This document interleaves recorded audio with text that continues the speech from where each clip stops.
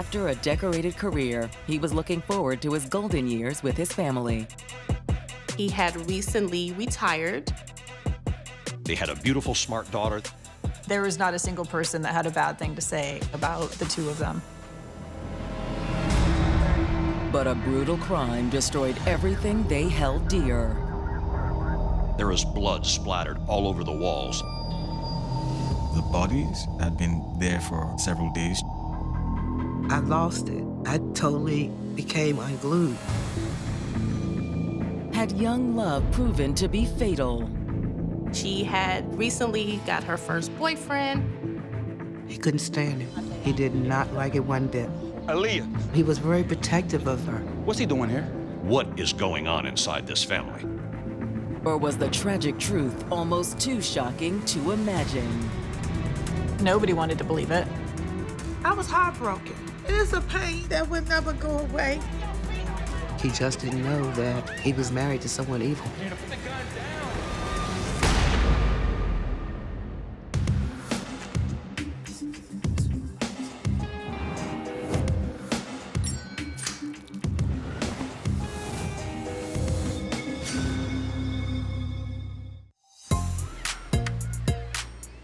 June 1st, 2012, San Diego, California.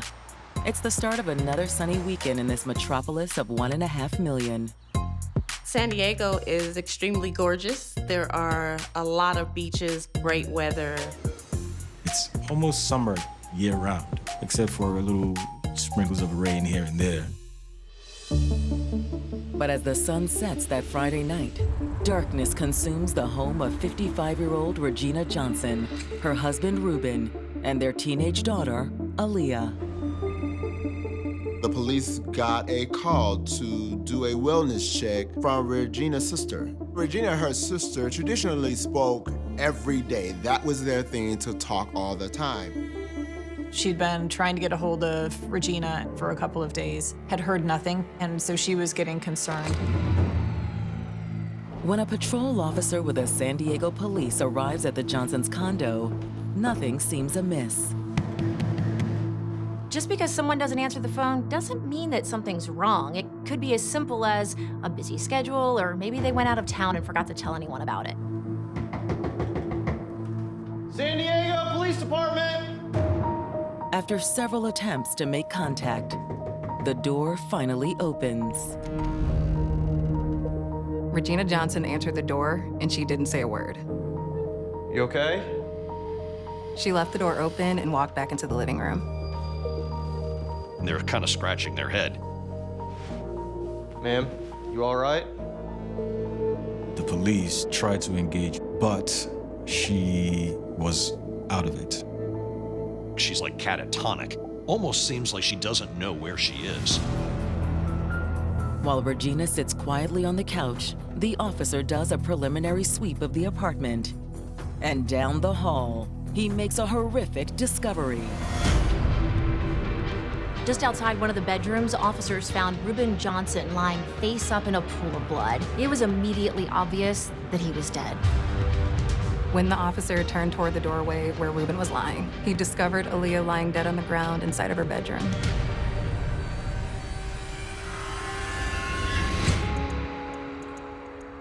Originally from Lynchburg, Virginia, 56-year-old Ruben Johnson had always put family first.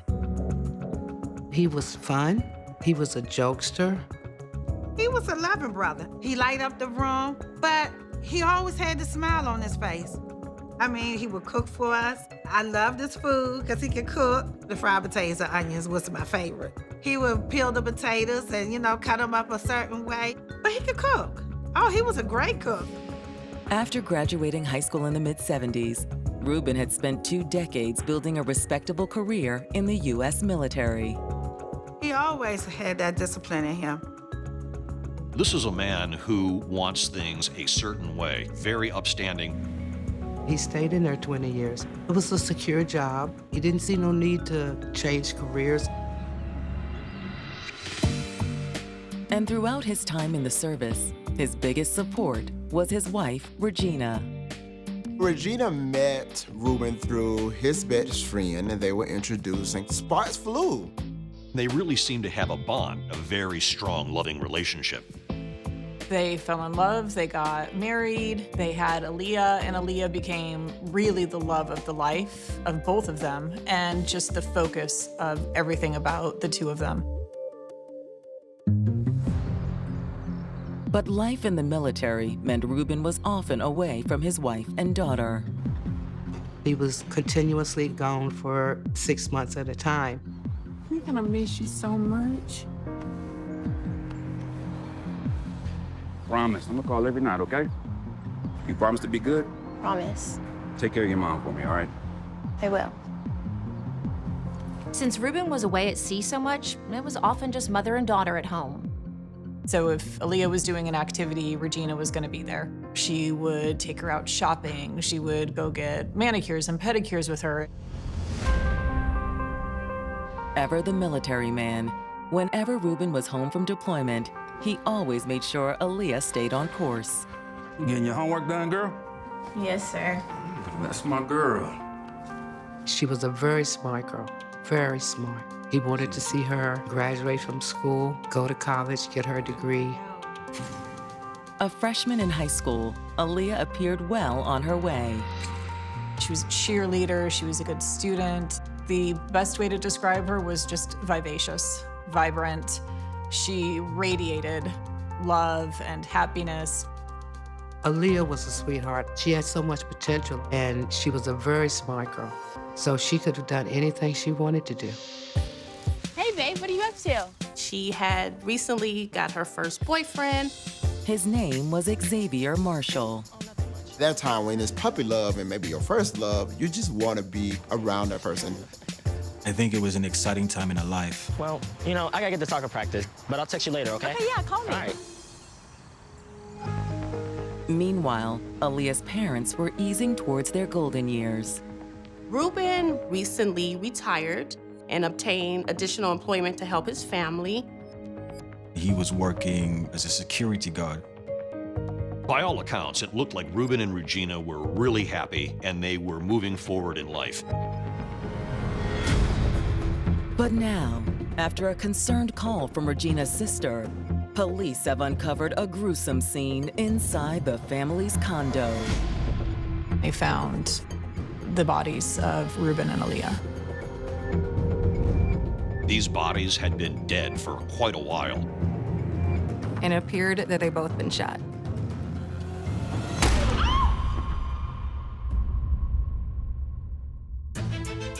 In San Diego, California, Ruben and Regina Johnson were looking forward to their golden years together. Ruben had recently retired from the military. Their daughter, Aaliyah, was in high school. She was flourishing. But on June 1st, 2012, the family's condo has become the scene of a violent crime. The family hadn't heard from Regina in about 3 days, so they alerted the police to do a wellness check. They find Regina in a catatonic state. 2 bodies inside the condo. Ruben and their daughter Aaliyah were both found dead from gunshot wounds. The bodies had been there for several days.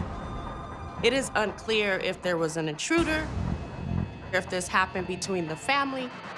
Regina appears unable to provide the answer. Regina is completely out of it. She's dazed, she seems confused. Her husband is dead and her daughter is dead. Regina was probably out of her mind. At this point, police didn't know if Regina had anything to do with the murders or if she was just a witness to a terrifying crime. While Regina is transported to the hospital for a psychiatric evaluation, homicide detectives begin processing the crime scene. Ruben's body was found outside of his daughter's door. There are 2 gunshot wounds, one in his torso, one in the head. Detectives find a cell phone on the floor near Ruben's body. His cell phone is splattered with blood as well. He had his earpiece in his ear. In addition to the cell phone, investigators found a 9mm handgun on the floor next to his body.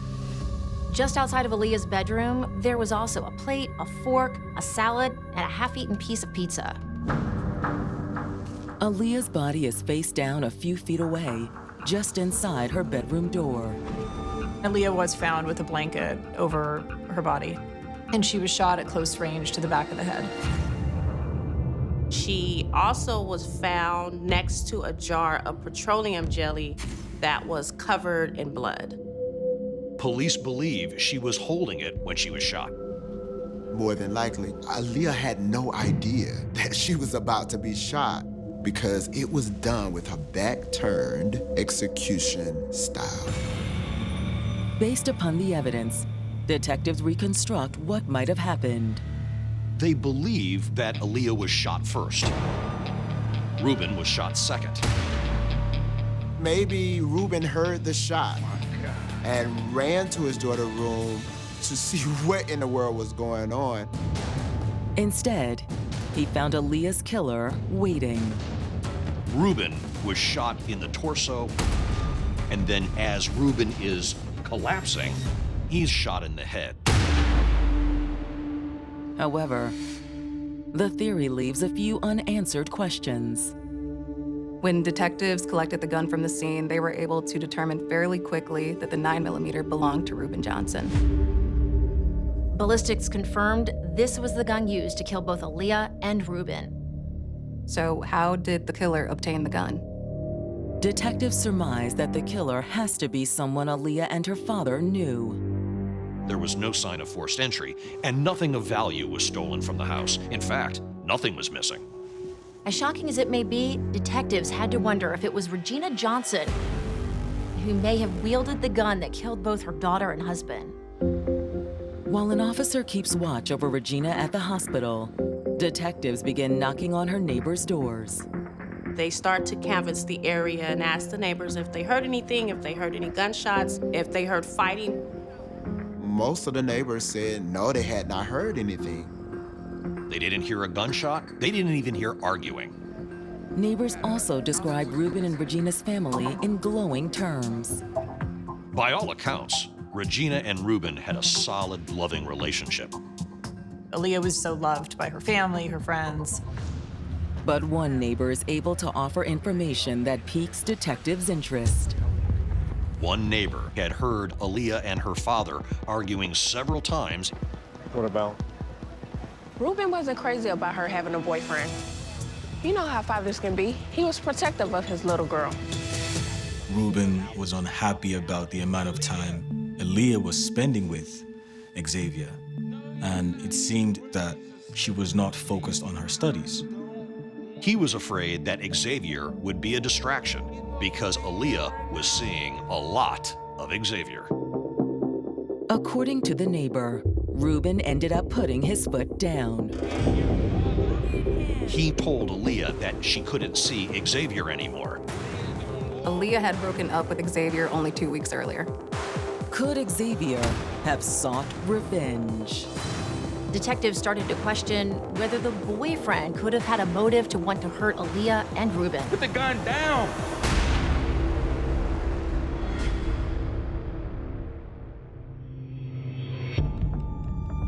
San Diego detectives investigating the murder of Ruben Johnson and his daughter Aaliyah have just learned that the teen had recently broken up with her boyfriend, Xavier Marshall.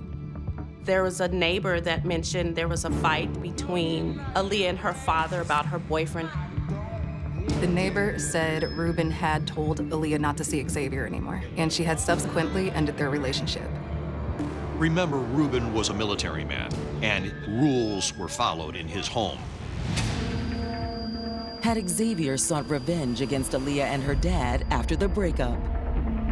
That could have created big problems. Xavier could have been angry at both of them. So at that point, the police wanted to speak with Xavier.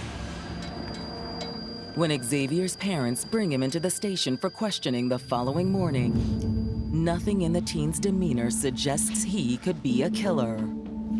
He was obviously distraught about what occurred. I still can't believe it. When was the last time you spoke to her? About 2 weeks ago. He confirmed what the neighbor said. Aaliyah had broken up with him. That make you mad? Kind of. However, He says he would never hurt Aaliyah. She didn't want to break up. It was her dad. She did disclose to her boyfriend that her dad was a little concerned about the attention she was showing to Xavier. According to Xavier, Aaliyah had also revealed other concerning details about her home life. Aaliyah started telling him that Regina was acting strange. Aaliyah made it sound like her mom was depressed, I guess. Aaliyah said she's staying in bed and that she's not really being as active. She was home all the time, and she was crying a lot. Aaliyah had even mentioned that at some point she got a little scared that her mom seemed suicidal. You should know, I don't think her mom was just a danger to herself. What do you mean? And then, as Xavier tells police that he did hear Regina say that she was going to kill Ruben. They asked him why. Why would she want to do that? And as a teenager, he answered like most teenagers. I don't know. I tried to stay out of it. Police didn't know what to believe. There didn't seem to be any motive for Regina to want to hurt her family. Is Xavier attempting to take the pressure off of himself? When's the last time you saw Leah? Tuesday at school. We have class together. Have you been to her house in the last few days? No. Her dad didn't want me coming around. Following up with Xavier's parents, they corroborate his alibi. His parents verified that he was at soccer practice, and they were very adamant that our son could not have done such a thing like this. They said Xavier didn't even know how to shoot a gun, let alone steal one and then shoot 2 people to death. Okay, thanks. After ruling out Xavier, detectives are more eager than ever to speak with Regina Johnson. And fortunately, they receive word from doctors that her condition has improved. It was necessary for police to really sit down and talk to her because she was the person found in the room with these 2 bodies. Detectives head to the hospital to take an official statement from Regina. She's starting to recover, although it is still obvious she's in a daze. When she would talk about Aaliyah, she would get very upset and emotional. When the conversation turns to Ruben, however, Regina's tone noticeably changes. Regina had nothing nice to say about Ruben. She painted him as controlling, a tyrant, mean to Aaliyah. He was just out of his mind about Aaliyah's boyfriend. He couldn't stand him. He did not like it one bit. I mean, he's coming over there, going up in her bedroom and stuff. They were just kids. They definitely had different parenting styles. Regina claims that on the morning of the murder, she had decided to let her daughter sleep in. It was picture day that day, and Ruben left to go to a doctor's appointment, and she needed to get Aaliyah to school, I think it was by 10 o'clock in the morning, in order to get her there on time for the pictures. Aaliyah, it's time to wake up, baby. Regina says that Aaliyah was still getting ready when Ruben arrived home unexpectedly. He wasn't supposed to be home till 11, but he came home before 10. He was surprised to find that Aaliyah hadn't left for school. Aaliyah, what are you doing here? Why are you in the school? Ruben was incensed. It became a yelling match. Your priority is school. That's where I'm about to go. Regina hears arguing, so she runs up into the hallway. What is going on in here? You tell me what's going on. She stepped in to calm the situation down. He was just out of control. But Regina claims that Ruben began directing his anger toward her. Why are you yelling so much? Regina says her and Ruben get into this big argument. She told him right to his face, "I don't like you talking to our daughter like that." I tried to stop it. According to Regina, Aaliyah ran from the room and returned moments later with Ruben's gun. She was tired of his rules, tired of his strictness. But the retired military man reacted instinctively. And then what happened? I still can't believe he did it. Regina states that it was Ruben who pulled the trigger. Her daughter drops to the floor. And then he dropped the gun. Oh my God! What have you done? She said that she grabbed the gun. It just seemed to happen so fast. Regina pulled the trigger and shot her husband.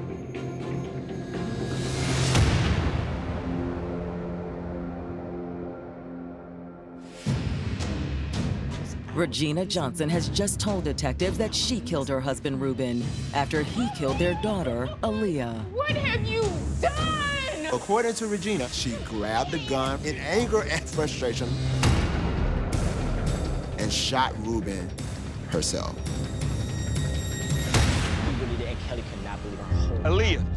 We knew that Ruben was extremely strict. We knew that there was a lot of tension surrounding how he was handling the situation with Aaliyah and Xavier. So Regina's story was not totally out of the picture. If Regina was telling the truth, that would explain why she was acting the way she was and why she spent days inside the condo with the bodies. She said that it was hard for her to say goodbye. She said at one point she covered her daughter's body with a blanket and she laid next to her. My baby. I just couldn't leave her. My baby, Aaliyah. But there are some details about Regina's story that give detectives pause.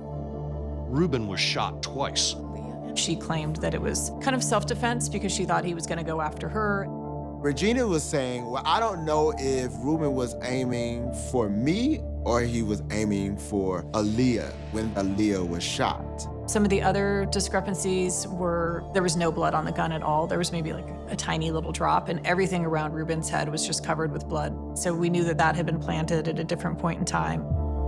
There are no shell casings on the floor, so they suspect that Regina might have tried to tidy up. There's also the blood-spattered jar of petroleum jelly found next to Aaliyah's body. The Vaseline jar had to have been in her hand when she was shot in order to get the kind of blood spatter that it had on it. Which doesn't quite square with Regina's story about Aaliyah getting Ruben's gun. And she never had an explanation for that. She said, oh, I don't know what that's about. You know, that was on the counter. I don't know why that's next to her. I don't know why there's blood on it. Detectives also try to make sense of the half-eaten pizza and salad found on the floor near Ruben. The police asked her, and she said, oh, I got that for Aaliyah. When Ruben came in during the fight, it got thrown. Thank you for your time. After talking to Regina, detectives reach out to Ruben's sisters, who were still reeling from the news of their brother and niece's deaths. I didn't take it very well at all. I totally became unglued. I was heartbroken. I was heartbroken. It is a pain that would never go away. Ruben's sisters refused to believe Regina's version of events. They were adamant. They said there was no way in hell that Ruben would do anything to hurt his daughter, let alone shoot her. Even if the way she claims that Ruben killed Aaliyah, so I shot him, why did she call the police? You know, it makes no sense. When detectives ask Ruben's sisters about his relationship with Aaliyah, they paint a very different picture than Regina. We learned a lot through Ruben's family. They admit he was strict, but nowhere near the tyrant that Regina made him out to be. Don't get me wrong. He was strict on her and kept tabs on her, which he should have. He was just being a father. But Ruben wasn't abusive or anything. He was worried about her. That's all. My brother just wanted the best for her. That's all. Go to school, get your education, and make something of yourself. And that's all he wanted. So his daughter can turn out and be somebody. He may have felt like he's losing his little girl. She's growing up too fast, that his dreams of his little daughter may not come to fruition if she wasn't focused. He would lose her to this other young man, and she would lose sight of her goals of going to college and furthering her career. According to Ruben's sister, Deborah, Regina took a different approach to raising their daughter.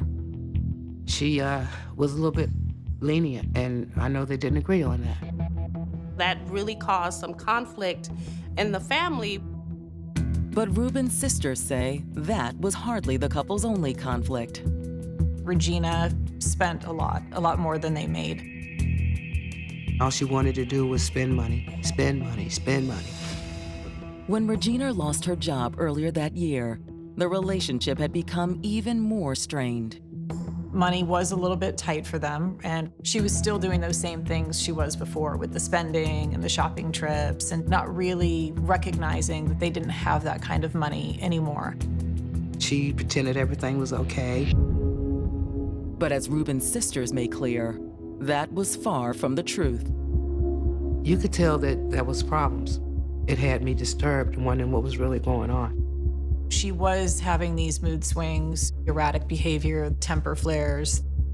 Regina was outgoing with family and friends, but all of a sudden, she started to pull away and literally lock herself in the home. She had really major challenges getting up out of bed. There were times she was in bed all day. That strained her relationship with Aaliyah, and Aaliyah almost had to become a caretaker for her, and almost losing a little bit of herself because her mom was dragging her down. Aaliyah's relationship with Xavier drove a further wedge between mother and daughter. Watching your child transition into high school and having that kind of independence, maybe this was kind of distorting her thinking, that I'm losing my daughter, I've lost my husband, what else do I have? And that started kind of the downward spiral that we saw in Regina's personality and her mental health and her relationship with Aaliyah. It was just a lot of things going on. Depression, it can be very, very difficult to manage. In communities of color where there's a stigma with mental health, and not only with mental health, there's also a stigma with seeking treatment for mental health. People tend to shy away from acknowledging that they have depression, and they tend to hide from the fact that they need treatment to manage their depression, which only makes things worse. Things got so bad that Ruben's sister had reached out and offered to help. I had been in situations where I had lost my job, and there were other things that kept me in a depression, and I was on medications as well at that time. So I kept calling her to reach out to her, because when you're going through that, you have to have somebody to talk to, and it's better to talk to somebody that's already walked down that road than to some perfect stranger. But she never called me back, never reached out to me or anything. She didn't want any help. Despite that, Ruben's sisters say he tried to get Regina professional help. Regina, you just gonna lay in bed all day? He was really trying to get her medicated or even, potentially hospitalized because he was getting worried about her behaviors. Things were bad.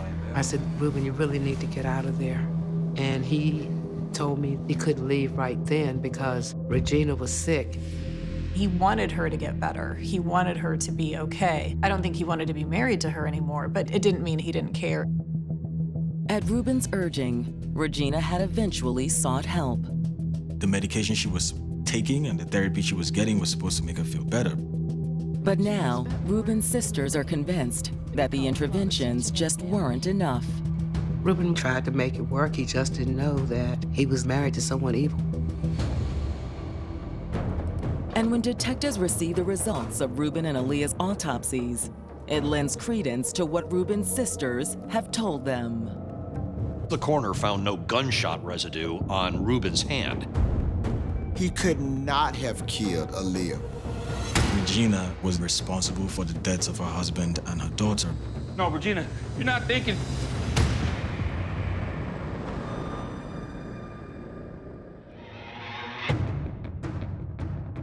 In San Diego, California, Regina Johnson has claimed that she shot her husband Ruben in retribution after he shot the couple's 14-year-old daughter, Aaliyah. She said she shot him first in the stomach and then shot him again in the head because of fear of him maybe coming back to attack her or kill her. But the autopsy results tell a different story. The reports show that there was no gun residue on Ruben's hands. The evidence showed he had been incapacitated after the first shot. He had fallen down. His head was right near the door. And similar to Aaliyah, it was an execution-style shot. The forensic evidence from the crime scene further suggests that Regina was the sole shooter that morning. Although Regina claimed that Ruben was the one to shoot Aaliyah, his prints were never found on the gun. However, Regina's prints were. We found Regina's DNA on the slide that would pull it back. We found it on the grip where you would hold it. And then we also found her fingerprints on the magazine that the bullets were in. Regina's prints on the magazine are incredibly significant. That means she loaded it. That means premeditation. When detectives subpoena Ruben and Aaliyah's phone records, they cast even more doubt on Regina's story about that fateful Wednesday morning. Regina said that all of this stuff happened before 10 a.m., before Aaliyah was going to school. However, when police pulled the phone records, the phone record indicates Ruben was using his phone up to 11:30 a.m. Aaliyah had stopped using her cell phone well before her father, ceasing all activity by around 8 a.m. Aaliyah was a prolific texter, and her phone was completely silent that morning. To detectives, that suggests that Aaliyah died several hours before her father. Hoping to learn more about the timeline of events, detectives reach out to a friend of Ruben's who had been the last person to speak with him on the phone around 11:30 a.m. that fateful morning. When detectives made contact with her, she was stunned to hear about what happened to Aaliyah and Ruben. She says there were no problems that morning.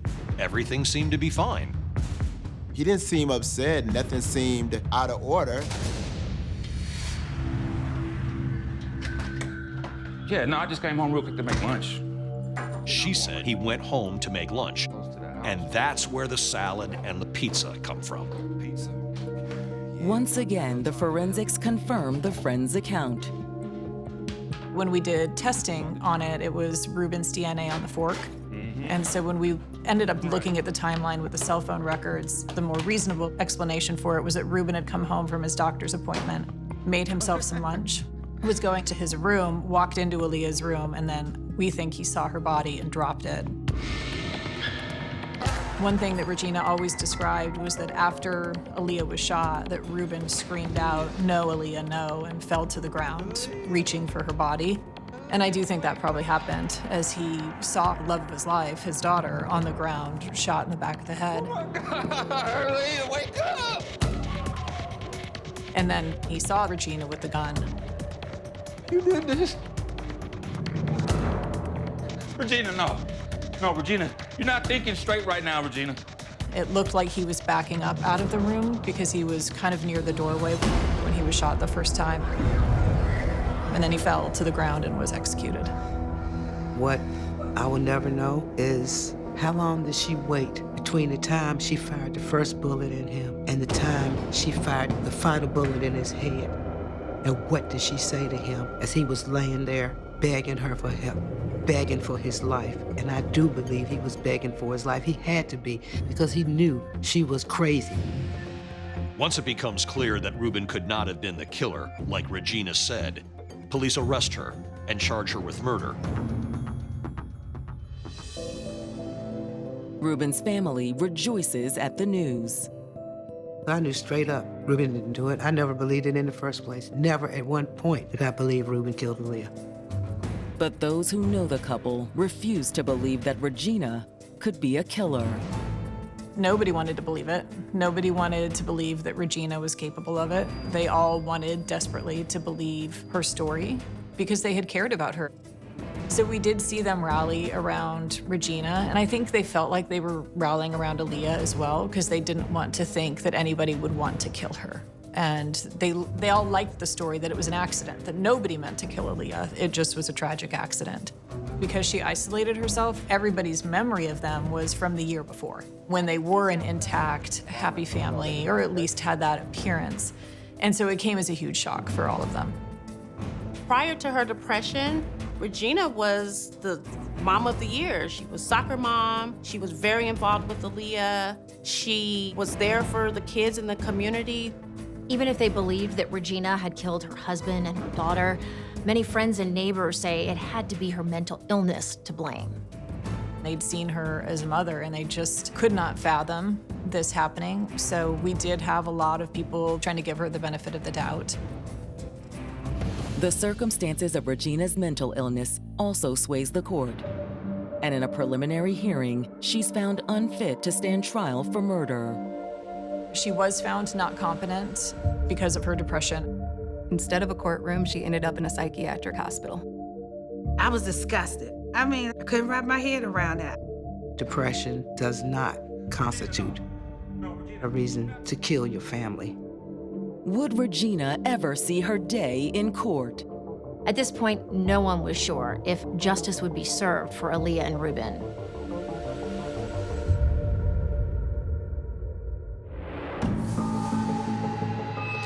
Even though she's been charged with the double murder of her husband and daughter, it's beginning to appear unlikely that 55-year-old Regina Johnson will face justice. A preliminary hearing had initially found her mentally incompetent to stand trial. She did have to go to a mental hospital. It's not until October of 2017, 5 years after the murders, that Regina finally goes on trial. That had to be such a long and agonizing wait for Ruben's family.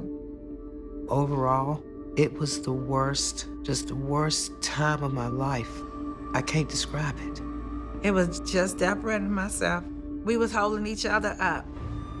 It was one of the most emotional trials I've ever done. And I think it was because it was just, everybody cared so much about everybody involved in one way or another, that there was just a lot of emotion going on in that courtroom. I had a lot of tension between Regina's side and Ruben's side. Her family were there, her sister, her mother, and it's sad because the irony of it is, at one point in time, yes, we had a good relationship. I had a good relationship with her family, but it's gone now. Whatever feelings Ruben's sisters had for Regina are also long gone. When I looked at her, all I saw was 2 empty eye sockets. No soul, no anything. Nothing, just emptiness. Empty eye sockets was what I was looking at. Deborah was sitting there and she was getting angry in the eyes. And I had to hold her hand and just come on, just hold on. As far as Regina goes, she's like at Easter time, when you get that chocolate bunny as a child and it looks like, wow, all this chocolate, and you bite his head off and the thing is hollow inside. That's Regina. Hollow. Nothing. The prosecutors open by presenting their theory of what really happened to Aaliyah Johnson. Ruben left the house at about 8 a.m. Aaliyah took a shower that morning to get ready for school. Aaliyah was getting ready for picture day. I do think there was truth to that. Which also explains why the petroleum jelly was found by her body, because she had just got out of the shower. Prosecutors aren't sure why Regina shot her daughter, but they have no doubt that she did. Prosecutors don't need to prove motive. They just need to prove that Regina was responsible. And they argue that the evidence clearly proved that Regina had taken Ruben's gun and used it to kill her daughter. Regina snuck up behind her and shot her execution style. Leaving Aaliyah where she had fallen, Regina waited for Ruben to come home. Ruben had been completely surprised to learn that Regina had killed their daughter, and he had zero time to react when she pointed the gun at him. Regina, no. No, Regina, you're not thinking.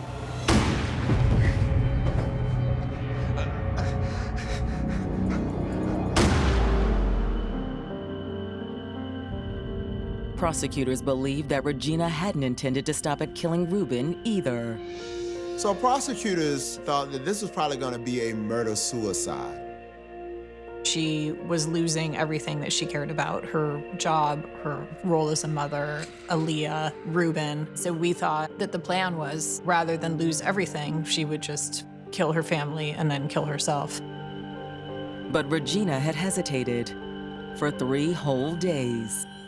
Maybe she tried to get the courage to kill herself, but couldn't. And that 3-day period was where she messed around with the evidence a little bit, came up with the story, and decided, what she was gonna do. All I could do was just sit there because how could somebody do something like this? And you say you love my brother, and you said you love your daughter, but how you can sit there and kill him? When it's the defense's turn, their strategy takes everyone by surprise. They never raised insanity as a defense, and even during the trial, they did not offer her mental state as a defense. Instead, the defense relies on Regina's testimony. Regina finally takes the stand, and she gets up there and tells the same exact story that she told police the first time, verbatim. She maintained vigorously that she did not shoot her daughter. During cross-examination, however, Regina slips. She breaks down and she blames her doctor, that her doctor was supposed to make her better, that her doctor didn't make her better. Because she felt like if she had been treated properly for her depression, maybe she wouldn't have done this. It was the closest we ever got to an acknowledgement that it didn't actually go down the way that she had described. Regina.